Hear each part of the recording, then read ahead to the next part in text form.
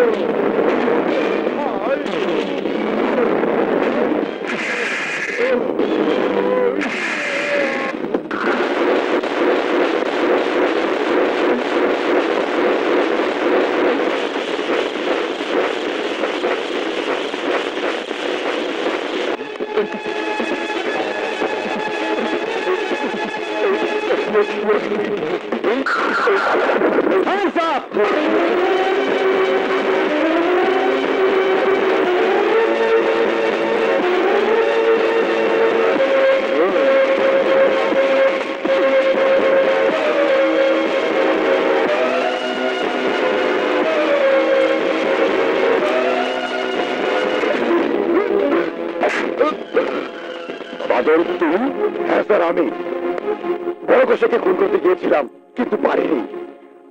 আজকের ব্যর্থতা নিয়ে আপনি কোনো চিন্তা করবেন না, আমি আপনার সেদিনের চাওয়াটা মিথ্যা হতে দেব না। আমি পুলিশে চাকরি পাইনি, এটা সত্য, ওরা আমাকে আইনে পোশাক পরতে দেয়নি, এটাও সত্য, কিন্তু আমার দম, আমার শক্তি ওরা কেড়ে নিতে পারেনি, এটাও সত্য। আমরা তো শেষ করে দেবো, কাউকে ছাড়বো না। আমার কথা শুনো বাদল, তুমি বুঝতে পারছো না কোন অন্ধকারে তুমি তলিয়ে যাচ্ছ। কিসের অন্ধকার? আপনি কি আলোতে আছেন স্যার? আমি তো মনে করি আমার জীবনের চেয়ে আপনার জীবনটা আরো বেশি অন্ধকার। আমি তো মনে করি যে আইনের পোশাক পরে আপনি প্রতিশোধ দিতে পারছেন না, ওই আইনের পোশাকটা খুলে ফেলুন, খুলে ফেলুন স্যার। আমার মতো প্রতিশোধ নেবার জন্য রাস্তায় নেমে আসুন, তাহলে অন্তত ভাবের আপনার শান্তি পাবে। বাদল, তুমি শুধু একটিবার আমার কথা ভেবে দেখো। না স্যার না, কারো পিছুটা শোনার মতো সময় আমার হাতে নেই। আমার জীবনের স্বপ্নটা যারা মিথ্যে করে দিয়েছে, আমার ভাইকে যারা খুন করেছে, ওদের শাস্তি না পাওয়া পর্যন্ত আমার ক্রান্তি নেই, আমার ঘুম নেই। মিস্টার আজাদ। Yes sir. আপনার বিরুদ্ধে ইতিমধ্যেই আমার কাছে অনেক অভিযোগ এসেছে। বাদল নামের ছেলেটিকে আপনি নিজেই সন্ত্রাসী কার্যকলাপে সহযোগিতা করছেন। অভিযোগটা সম্পূর্ণ মিথ্যে স্যার। আমি বলব বাদলের এই সন্ত্রাসী জীবনের জন্য ওসি দেবীর। কবিতা, সত্য বলছি আকাশ, প্রমাণ আমার হাতে আছে। আমার ভাইয়ের হাতের ঘড়িটা খুনি লুকিয়ে রেখেছিল, ওই ঘড়িটাই প্রমাণ করে দেবে খুনি কে। কবিতা, কবিতা, হ্যালো, হ্যালো কবিতা।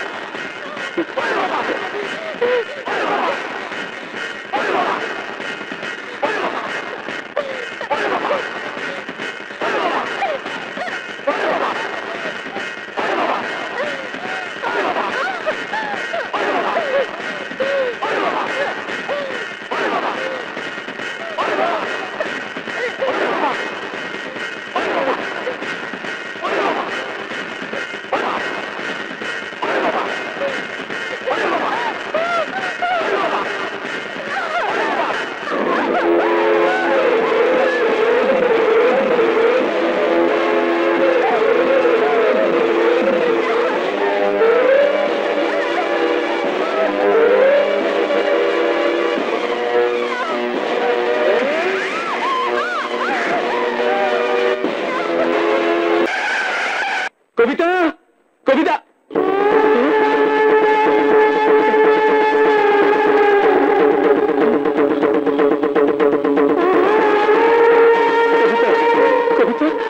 কবিতা, কথা বলো কবিতা, কথা বলো। আকাশ, আমার কবিতা কি হয়েছে? আমার বোনে কি হয়েছে? বাদল কবিতাকে খুন করে ফেলেছে। কবিতা, কবিতা, কবিতা, কথা বল। দেখ, তোর ভাই এসেছে। কবিতা, কথা বল, কথা বল কবিতা। আমার মনে হয় পলাশকে যারা খুন করেছিল ওই খুনি আমার কবিতাকে খুন করেছে। ঠিকই বলেছ। তুমি জানো ওই খুনিকে? আমি আমি জানি।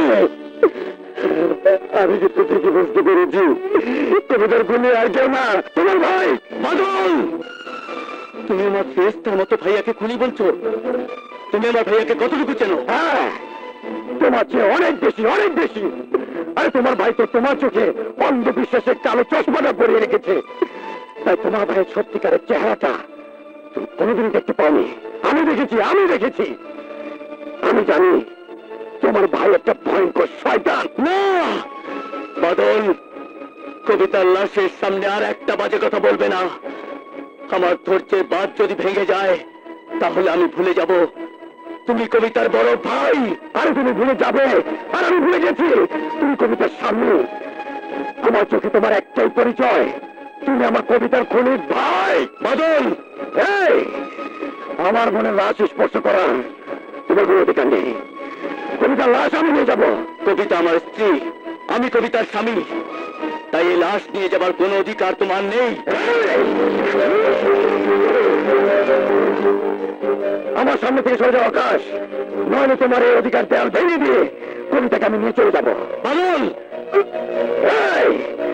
আর একটা কথা বলার চেষ্টা করবে না, তাহলে তোমার বুকে গুলি চালিয়ে তোমার ভাইয়ের জন্য তোমার লাশ আমি রেখে যাব।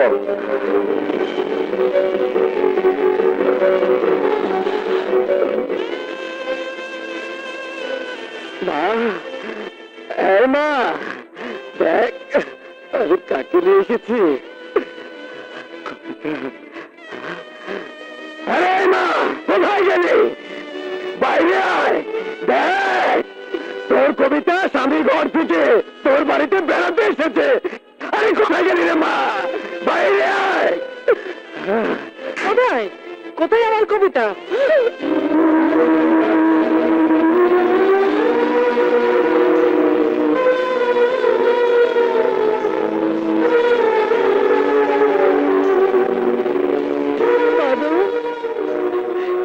কাকে নিয়ে এলি রে বাবা? কাকে নিয়ে? কবিতা, কবিতা শেষ পর্যন্ত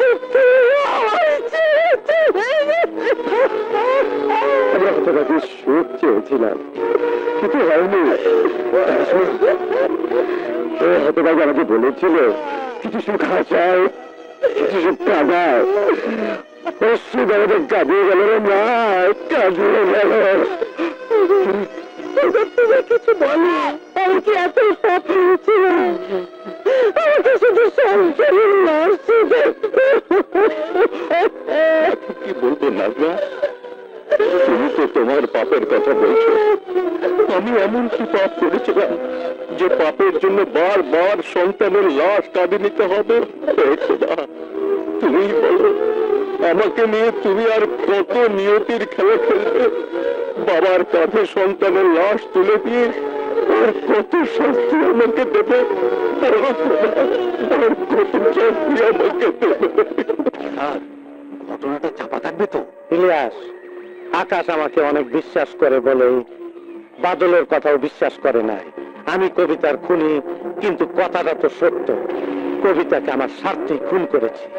তাহলে বড় সাহেব মেম সাহেবকে খুন করেছে? কথাটা ছোট সাহেবকে জানাতে হয়।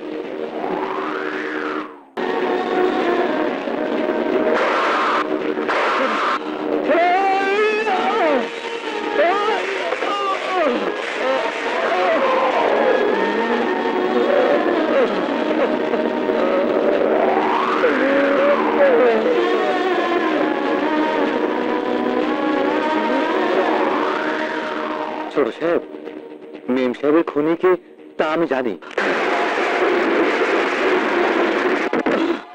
বল কে খুনি, কে আমার কবিতাকে খুন করেছে? বড় সাহেব। কি বললি তুই? কি বললি? বল। বাদলে মিথ্যে কথা বলার জন্য তোকে কত টাকা দিয়েছে? সত্যি বলছি, বড় সাহেবের কথা আমি নিজের কানে শুনেছি। আর একবার বললে আমি তোর চিনতে নিচ্ছি বলবো, তবে আমি বলবো আমি নিজের কানে শুনেছি। আমার বুকের ভিতরে একটা দারুণ কষ্ট, আমাকে পুরো করে খাচ্ছে। অথচ তোমাকে এই কষ্টের কথা আমি বলতে পারছি না।